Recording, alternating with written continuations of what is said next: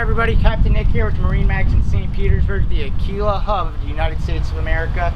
Next to me today, we've got a bit of a unique situation. We have a fishing edition AHG Aquila Hydroglide. So you guys have all seen the video of the hydrofoil, a lot of naval architecture, a lot of tremendous innovation going on that boat. We have the best of both worlds right here. You can get out to the fishing grounds, increase fuel economy, increase range, and get out to where the big ones are biting.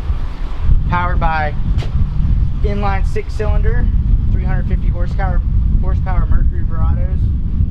Back here, of course, our fishing package. Follow me on up to the front,